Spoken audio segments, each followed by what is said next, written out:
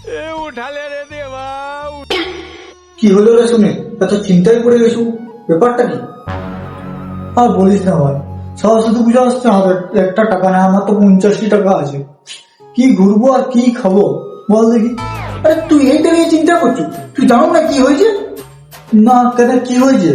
আরে এই বছর সরস্বতী পূজায় আমাদের পড়াগুলিতে খাদ্য মেলা হচ্ছে, বিশাল বিশাল খাবার থাকবে, আর প্রত্যেকটা খাবার 5 টাকা থেকে 30 টাকা করে বসে।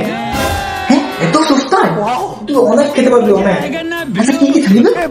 থাকছে পাটি সাপটা, লিট্টি, ঠেকুয়া, গাজরের বরফি, ফুচকা, তারপর থাকছে মালপোয়া, ঘুগনি, আমার না মালপোয়াটা দারুণ লাগে, আর থাকছে চিকেন পকোড়া, জিন্টো, চাউমিন, আরো অনেক কিছু থাকবে। আর প্রত্যেকটা খাবার এত সস্তা, 5 টাকা থেকে 30 টাকার মধ্যে পেয়ে যাবে। কিন্তু এত সব আয়োজন করবে কি, কারা করাচ্ছে এটা?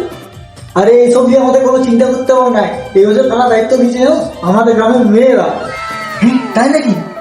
না, মানতে হবে, আমাদের গ্রামে কিছু একটা উন্নতি হয়েছে, মেয়েরা সত্যি জোরটা ভালো নিয়েছে।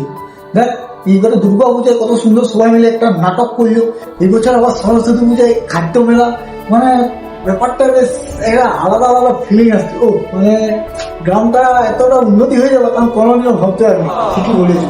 তো এটা কবে বটে?